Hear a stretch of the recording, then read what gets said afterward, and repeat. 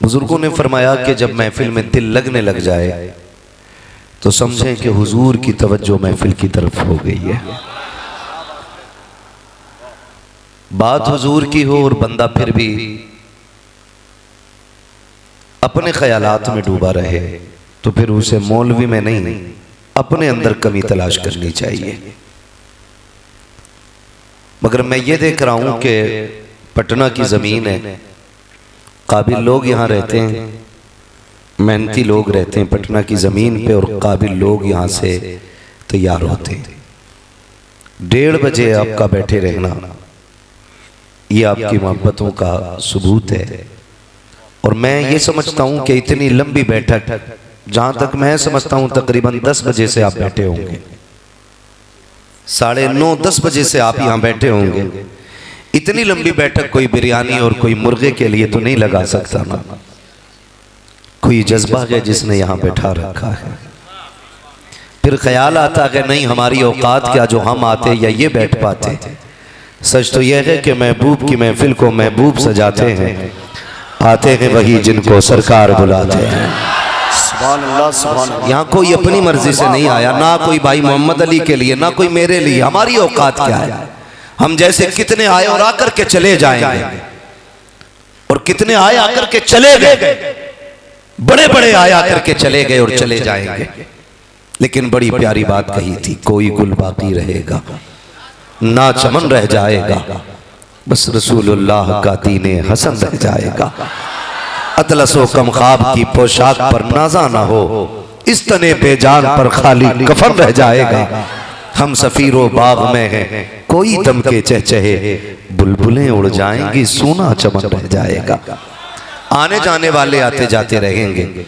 हिंदुस्तान का बहुत बड़ा शेर कहने वाला शख्स भाई महबूब गौहर साहब की शक्ल में बैठा हो, जिसने सवाने आला हजरत मंजूम तहरीर की हो, मैं समझता हूं उसके सामने शेर पढ़ना ये तो गुंजाइश रखता है, लेकिन अपने शेर कहना हम जैसों के लिए गुंजाइश ही नहीं है, क्योंकि हमें कहने भी नहीं आते। लेकिन एक बात बड़ी प्यारी कही थी किसी ने, कहा था कि जिंदगी खत्म हुई और कलम सूख गए, तेरे औसाफ का एक बाब भी पूरा ना हुआ। तो ये जो महफिल सजी है, जो दीवानों का हुजूम है, यकीनन हुजूर के करम पे बैठा हुआ है, हुजूर ने बुला रखा है। मैं सबसे पहले अराकीन कमेटी को और तमाम पटना के अफराद को सबसे पहले हुजूर की विलादत की दिली मुबारकबाद पेश करता हूँ। अल्लाह हुजूर की आमद का हम सबको सदका अता फरमाए। वो जो न थे तो कुछ न था, वो जो न हो तो, वो जो न हो तो, वो जो न हो तो कुछ न हो। ये हम आपसे बार बार इसलिए नहीं पढ़वाते कि हमारी शान में 4 चांद लग जाएं। हमारी कोई शान नहीं है, कोई शान नहीं है, कोई हैसियत नहीं है, सिर्फ इतनी हकीकत है, तेरे टुकड़ों पे पले गैर की ठोकर पे न डाल, झड़कियां खाएं कहाँ छोड़ के सदका तेरा। आपसे सिर्फ इसलिए पढ़वाया जाता है ताकि आपका नाम भी हुजूर के सनाखानों में आ जाए, ताकि क़यामत में जब हुजूर के सनाखानों को सदा लगे तो सबसे आगे हसन हो, उसी लाइन में पीछे बरेली के अहमद रजा खान हो, फिर साथ में ऐसे ऐसे सनाखान हो, फिर इनके पीछे हम जैसे भी सारे गुलाम सनाखानों की लिस्ट में आ जाए। कोई कहे मौलवी ये तो ड्यूटी से रोज नात पढ़ते हैं, बड़े बड़े कलाम पढ़ते हैं, कई कई घंटे हुजूर की नात पढ़ते रहते हैं, तो ये तो आ सकते हैं, हमारी गिनती कैसी। तो कभी कभी ख्याल आता है कि जब मिस्र में हुस्न यूसुफ की बोली लगी तो जहां अमीर खरीदार बन के आए थे वहां भीड़ में एक बूढ़ी भी आई थी। उसने धक्का मुक्की की, हटाया, दबाया, बचाया, रास्ता दो, कौन है कि मुझे भी यूसुफ तक जाना है, क्या करेगी? मैं भी खरीदारी का दावा रखती हूँ। लोगों ने कहा तू हालात से तो कमजोर लग रही, तू खरीदेगी यूसुफ को, क्या है तेरे पास? उसने कहा पूरे 5 सेर रुई का काता हुआ धागा लेके आई। लोग कहने लगे तू धागे से खरीदेगी? कहा ऐलान हुआ है कि यूसुफ को वो लेके जाएगा जो सारी कमाई लेके आएगा। बूढ़ी कहने लगी मेरी तो सारी कमाई ये है। क्या बात। किसी ने कहा वो देख अमीर मिस्र की सारी दौलत पल्ले में आ गई है, लेकिन यूसुफ के हुस्न का हम पल्ला ना हो सकी है, तू क्या खरीदेगी? उसने कहा जाने तो दो, कम से कम उनके खरीदारों की लाइन में तो लग जाऊं। कहा क्यों? ताकि कयामत में जब अल्लाह यूसुफ के खरीदारों का नाम लेगा तो कम से कम मुझ गरीब का भी उन खरीदारों में नाम आ जाएगा। क्या बात है, क्या बात है। वो भाई जरूरी नहीं है कि किसी ने महीनों के चिल्ले काटे हो तब खुदा को प्यार आए। खुदा की कसम कभी कभी नेकियां सदियों की इबादत पे भारी पड़ जाया करती हैं। सदियों की नेकियां। मैं दिली मुबारकबाद पेश करता हूं, आप हुजूर की महफिल सजा के बैठे। महबूब गौहर भाई, मोहम्मद अली फैजी भाई, सदर साहब जुमला उलमा, मुफ्ती साहब क़िबला, तवज्जो फरमाइए। मैं बड़ी बात करने लगा हूं। मैं ये देख रहा हूं कि हालात मुल्क के बद से बदतर होते जा रहे हैं, हमारी कंडीशन बिगड़ती जा रही है, और इत्तेहाद मिल्लत के नाम पे जलसे कर रहे हो आप। इससे पहले जरूरी ये था कि उन लोगों के खिलाफ आवाज न उठाई जाती जिसने मुस्तफा के मिलाद का झंडा लगाया था। जो समझे बस मेरी बात समझने की कोशिश करें। और मुझे परवाह नहीं है कोई बुलाए या ना बुलाए, पाए मुरा लंग नेस्त मुल्के खुदा तंग नेस्त। शुक्र है हमने ताजु शरिया की जूतियां उठाई हैं, किसी दलाल की नहीं उठाई हैं। मैं ये चिपड़ी करके आपको राजी करके पैसे लेके जा सकता हूं, लेकिन मुफ्ती साहब क़िबला ये हक नहीं है मिंबर का। मैं कह के जाना चाहता हूं, बाद में इत्तेहाद मिल्लत कॉन्फ्रेंस करते उलमा के मशवरे के बाद, उससे पहले लाजिम था कि जब किसी सुन्नी ने झंडा लगाया दूसरा टोपी दाढ़ी लेके आके कहने लगा ये शिर्क है। हाँ, 12 साल रोटी खा के उस रोटी को भी खराब कर देते। शिर्क भी नहीं कहा जाता, शिरक। एक वक्त का खाना मदरसे का कितना महंगा होता है हम लोग जानते। हमने मदरसों में दिन गुजारे। 12 साल रोटी खा के कह रहा शिरक। अभी इसे जबर और सुकून का फर्क ही नहीं मालूम, शीन की हरकत का नहीं पता। शिरक कह के जब आप एक टोपी वाला झंडा लगा रहा है, दूसरा टोपी वाला उसे बिदअत कह रहा है, तो तीसरा देखने वाला क्या कहेगा? बताया जाए मुझे, क्या समझेगा तीसरा बंदा? ये हमारी सफों में इत्तेफाक है क्या? इस झंडे पे कुफ्र लिखा है? किसी की तस्वीर बनी है? चैलेंज के साथ कहता हूं खुदा की कसम, मैं सिर्फ मुसलमान की बात नहीं करता, जिसके आंगन में बेटी मुस्कुराती है ना, हर उस इंसान पे लाजिम है कि वो 12वीं तारीख में मेरे नबी का नाम का झंडा लगाए। मैंने मुसलमान नहीं कहा, सुन्नी वहाबी नहीं, जिसके भी आंगन में बेटी मुस्कुराती हो उस पे लाजिम है वो 12वीं तारीख को मेरे नबी के नाम का झंडा लगाए। क्या पैगाम है? आज जो आंगनों में बेटियों की किलकारियां मौजूद हैं, आज जो बेटियां मुस्कुरा रही हैं, आज जो बेटी जैसी दौलत बाप को मिली है, कितनी असीम दौलत मिली है, मेरे इमाम ने क्या गलत कहा था और तुम पर मेरे आका की इनायत न सकी। नश्तियों कलमा पढ़ाने का भी एहसान गया। जरा तारीख का ये बाप पलट करके देखो। मैंने पहले दावा किया है जिसके घर में बेटी मौजूद उस पे लाजिम है वो मेरे नबी के नाम का झंडा लगाए। बेटी कोई छोटी चीज नहीं है, कितनी बड़ी दौलत है। तुम परदेश से पलट के आओ दरवाजे पे रात के 1 बजे एक आवाज देना, तेरी बीवी तो लेटी रह सकती है, बेटा भी बिस्तर पे होगा, लेकिन पहली आवाज पे जो दरवाजा खोलने दौड़ेगी वो तेरी बेटी होगी। और दरवाजा खोलने के बाद तुझसे ये नहीं कहेगी अब्बा जो रखा है वो ला दो, वो कहेगी अब्बा जी ठहरो तो सही, जो रखा है वो नहीं। गरम गरम रोटी बना देती हो, मुझे पता मेरा बाप आने वाला है, मैंने तेरे इंतजार में आटा उठा के रखा था, आ तेरे लिए गरम रोटी बना दो। जब तुम परदेश जाने लगते हो, बेटों से ज्यादा बेकरार बेटियां होती हैं। परदेश से आने लगते हो, आने की खुशियां बेटों से ज्यादा बेटी मनाया करती है। तुझे क्या पता बेटी कितनी बड़ी दौलत है? खुदा की कसम, जब बुढ़ापे में बेटे टुकड़ा देते हैं तब बेटियां सीने से लगाती है और बढ़ के कहता हो बेटे दुनिया का सहारा हो सकते हैं, लेकिन बेटियां कयामत के दिन जन्नत का सबब बना करती है। नारे तकबीर, नारे रिसालत। सुभान ओ भाई, जिसे रब ने बेटी दी है उस पे लाजिम है वो मेरे नबी के नाम का झंडा लगाए। अगर नहीं लगाता तो धर्म कोई भी हो उसका वो नमक हराम होगा। मैं सुने बहुत गौर से, मैं जनरल बात कर रहा हूं। ये कोई ये लेकर न बैठे कि मैं थाना भवन की फिक्र लेके बैठा हूं। मैं तो खुल के बात करता हूं। जब मेरी महफिल में बैठा करो ना, तासुब के चश्मे हटाया करो, इंसाफ की ऐनक लगाया करो। आला हज़रत को गाली देने से कुछ नहीं होगा, उन्हें पढ़ो और समझो। और मेरा चैलेंज है, उनके नजरिए को समझो जरा एक घंटा बैठ करके। लेकिन तासुब का चश्मा हटा के, मेरा ईमान कहता है सलाम होने से पहले पहले हर किसी को कहना पड़ेगा मैं मुजरिम हुआ का मुझे साथ ले लो कि रास्ते में है जा बजा जाने दे। हाँ, हर शख्स पे लाजिम है जिसके घर में बेटी मुस्कुरा रही है वो मेरे नबी के नाम का झंडा लगाएगा। इसलिए कि आज जो बेटी मुस्कुरा रही है ना, ये मेरे नबी के कदमों की बरकत से मुस्कुरा रही है, वरना क्या वजूद था।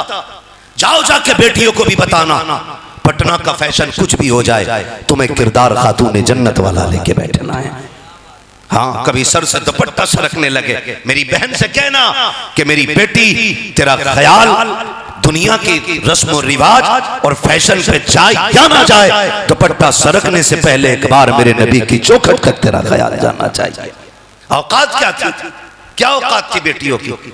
जीने का हक नहीं, मुस्कुरा नहीं सकती। रुक के एक बात कह दूं, बुरा न माने तो। कितनी तब्दीली आई है, कितनी तब्दीली आई हुजूर की विलादत से पहले।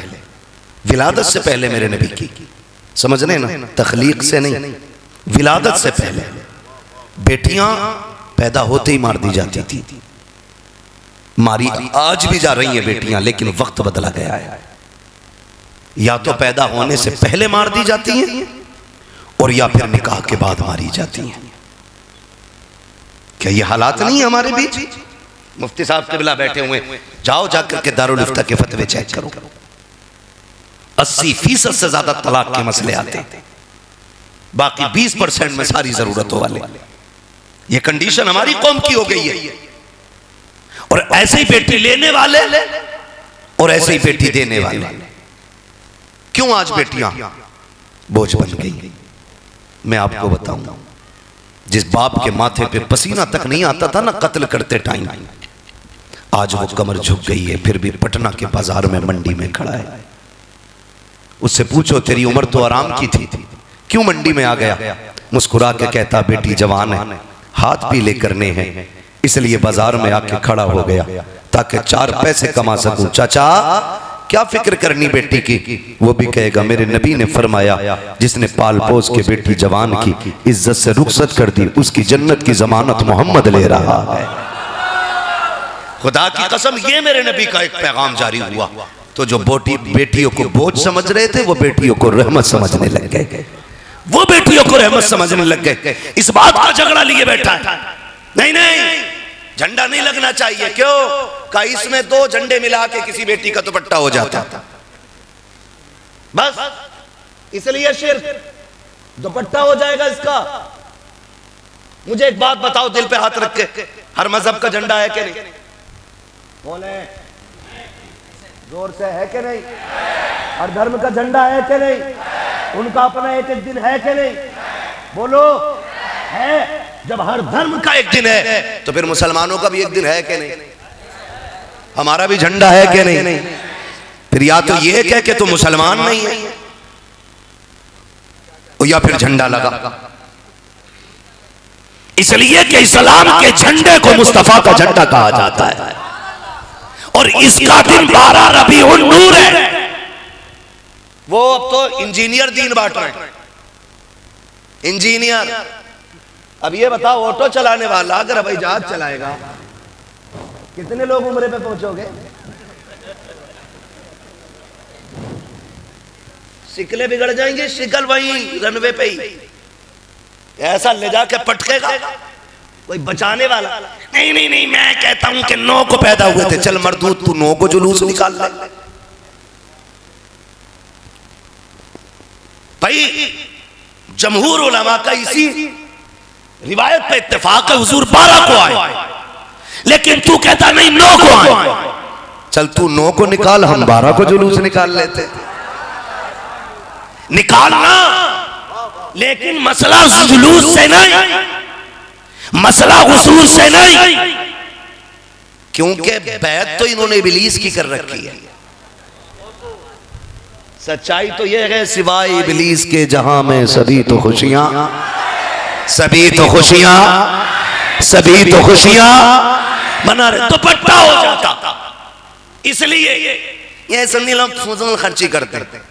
मैं बहुत ज्यादा बात ना करके अंजुमन सनाए मुस्तफा के हवाले से ये बात कह दूं, चल हम झंडे भी लगाएंगे।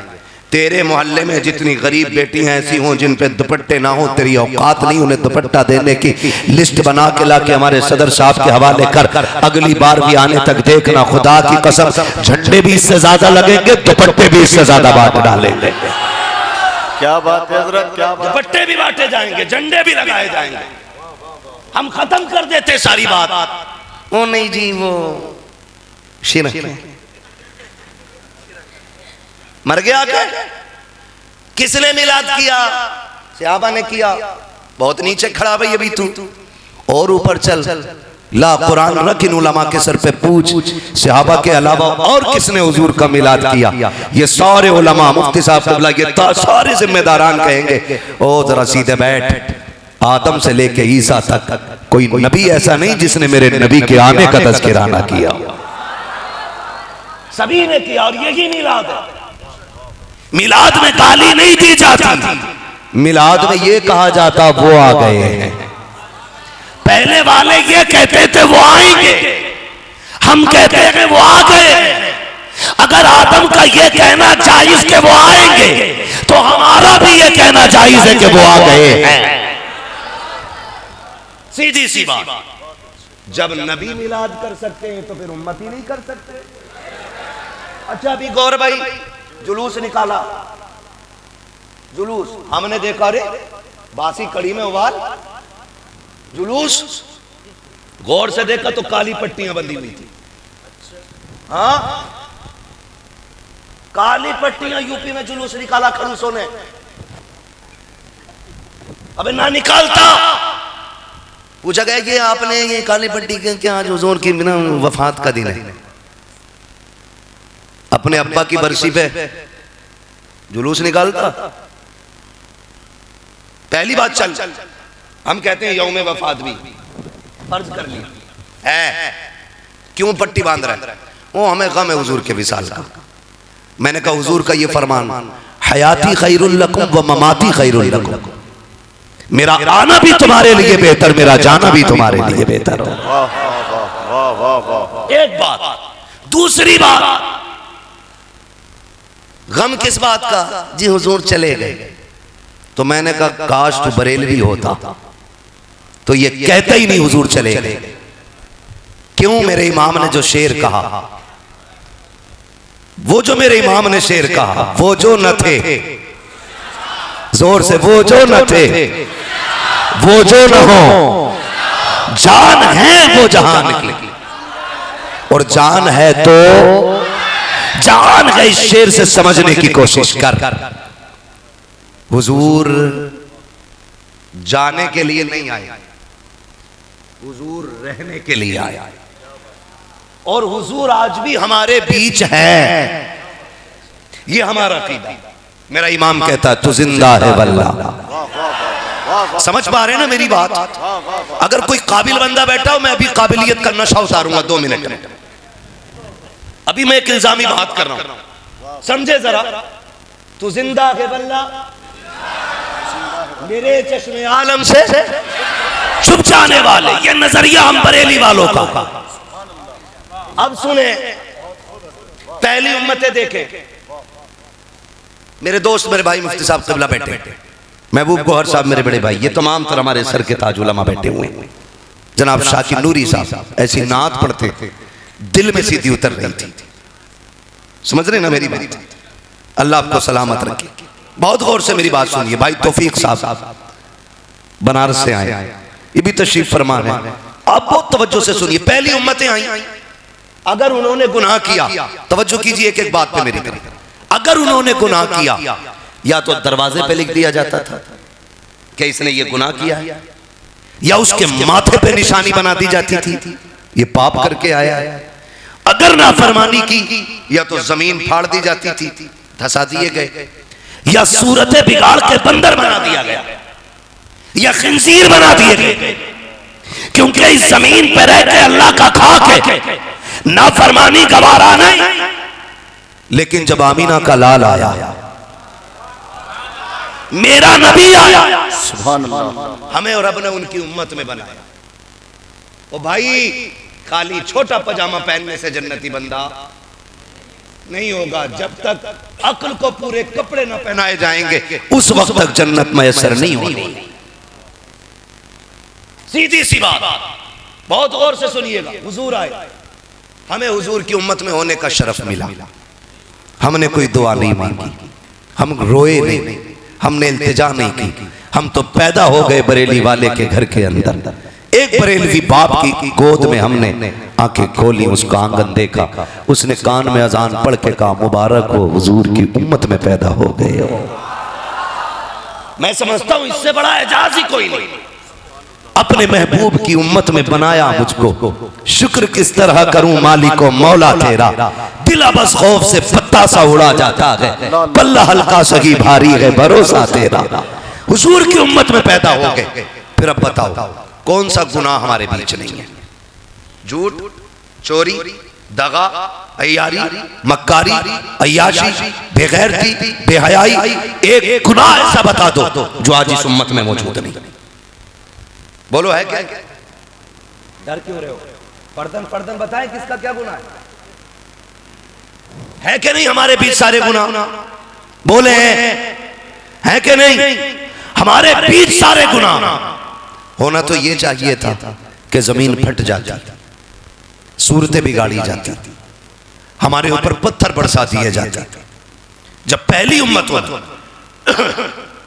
एक गुनाह की बुनियाद पर उनके बेड़े गरक कर दिए गए, एक एक दिन में सूरतें बिगाड़ के दुनिया से मिटा दिए गए। लेकिन आज कौन सा गुनाह है एक बंदे के अंदर? आज हम बने फिरते हैं कुर्ता टोपी ओढ़कर। जिस दिन अल्लाह पर्दा खोल दे, अल्लाह की कसम मुंह दिखाने के लायक हम नहीं है। आप अपने आप को पारसा समझते हो, शायद होगे, लेकिन हम गुनाहगार लोग हैं। इतना समझते हैं वो तो उसने पर्दादारी की हुई है, वरना औकात नहीं है जमीन पे कदम रखने की। सच्ची बात कहता हूँ यार, कौन से गुनाह हमारे बीच नहीं है? जमीन फट गई होती, पत्थर गिर गए होते, लेकिन अब तक चेहरों पर रंग बाकी है, वजूद सलामत है, खुशियां मौजूद है। मैं पूछना चाहता हूँ ये आजाद क्यों नहीं आ रहा है? तो कुरान झिझोड़ के कहता है इसमें तेरा कोई कमाल नहीं है, न तेरे सजदे हैं, न तेरी इबादत है, न तेरी रियाजत है।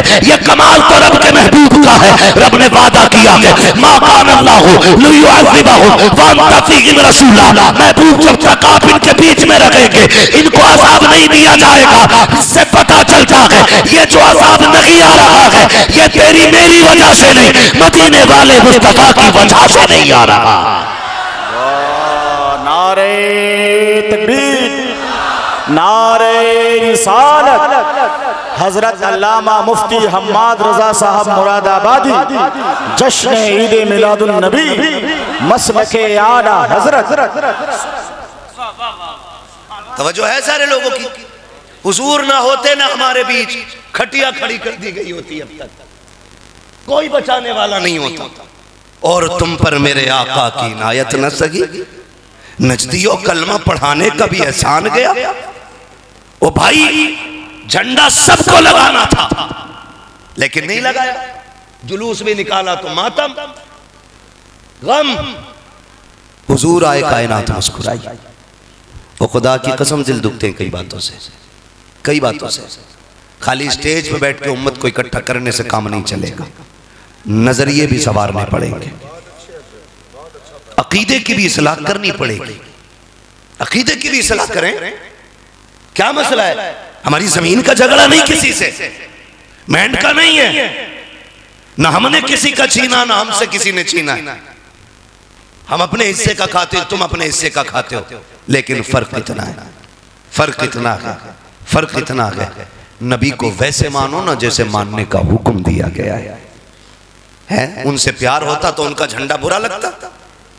बताओ, पंजे का झंडा लगता है, इलेक्शन आएगा ना, सारी झंडे लगा लेंगे, कोई साइकिल का, कोई पंजे का, कोई हाथी का, कोई फूल का, और कोई काय के चलते हैं तुम्हारे यहाँ है? लालटेन और झोपड़ी, तीर, बल्ले, गेंद सारी सज जाते। अच्छा एक बात बताओ, किसी के दरवाजे पे अगर पंजे का झंडा लगा हो, देखने वाला कौन सी पार्टी का समझता है? जोर से यार, इलेक्शन नहीं लड़ा रहा हूं मैं। कौन सी पार्टी? कांग्रेस। और अगर फूल का लगा हो तो बोलो जोर से, बीजेपी। और लालटेन लगी हो तो, और झोपड़ी बनी हो तो बोलो यार, है ना? कुल मिला के बताना ये चाहता हूं, हर झंडा पार्टी का पता बताता है, हरा झंडा मुस्तफा के रिश्ते का पता बताता है। ये जितने उलमा, महबूब भाई, ये सारे उलमा सफर करते, जहां झंडे दिखते हम समझ जाते सुन्नी लोग रहते हैं, हुजूर से प्यार करने वाले लोग रहते हैं, है ना? अभी एक खड़ूस का बयान सुना, मैं किसी तोते और खड़ूसों की बात करना नहीं चाहता, हुजूर की महफिल है, मैं ये चाहता हूं मकरू लोगों से दूर रखना बात, बस इतना बताना चाहता हूं। शुक्र है रब ने हमें बरेलवी बनाया है, और सुन्नी बरेलवी, हाँ, आला हज़रत हमारे हिस्से में आए, हमारे हिस्से में आए, ये करम है रब का, तवज्जो है सारे लोगों की। तो सारे झगड़े झंडे पे, फिर जुलूस पे झगड़ा, फिर अगरबत्ती मोमबत्ती पे झगड़ा, फिर विलादत पे झगड़ा, कितनी बातों को लेके झगड़े करते हो। मौलवी इत्तेहाद मिल्लत कॉन्फ्रेंस में मौलवी भेजा था, पहले झगड़ा झंडे का निपटा के भेजते, पहले अगरबत्ती मोमबत्ती का मामला फाइनल करके तो भेजा होता, विलादत के मसाइल निपटाए जाते। हम ये जानते हैं जो बुनियादी झगड़े हैं, तुम्हारे बाप की औकात नहीं है बात कर सको उन झगड़ों पे, इसलिए कि हमारे उलमा ने, हमारे अकाबिर ने ऐसी कीलें ठोक दी है कि सुबह क़यामत तक तुम्हें उस ताबूत से कोई निकाल नहीं सकता है। जन्नत में जाने का सिर्फ एक ही रास्ता है, बरेली वाले की चौखट पे आ जाओ, अपने बातिल अकीदों को आग लगाओ और वहां आके बोलो मैं मुजरिम हुआ का, मुझे साथ ले लो कि रास्ते में है जा बजा जाने वाला। क्या बात है, क्या बात है। नारे तकबीर और जोरदार तरीके से नारे रिसालत, मसलके आला हज़रत, जश्न ईद मिलादुन नबी। आओ सुन्नी मिलाद कैसे मनाते, तवज्जो है सारे लोगों की, सुन्नी मिलाद कैसे मनाते। एक बात और सुन, अपनी माँ से किस किस को प्यार है, हाथ उठा के बता दे। उम्मीद है किसी का हाथ नीचे नहीं होगा ना, बाप भी सबको प्यारा है ना। बताओ तुम्हें और मुझे अपने माँ बाप प्यारे हैं, तो मेरे नबी को अपने माँ बाप प्यारे नहीं है? बोले जा रहे होंगे कि नहीं? जोर से है कि नहीं? मुझे एक बात बताओ, मेरे नबी ने फरमाया अल जन्नतु तहता अक़दामी उम्महातिकुम, जन्नत तुम्हारी माओ के कदमों के नीचे। ये जन्नत माँ के कदमों के नीचे आ कैसे गई? क्योंकि मेरे नबी ने कहा, इसलिए ये जन्नत माँ के कदमों के नीचे आ गई। बता, जो हमारी माँ के कदम के नीचे जन्नत रख दे, उसकी माँ जन्नती नहीं होगी?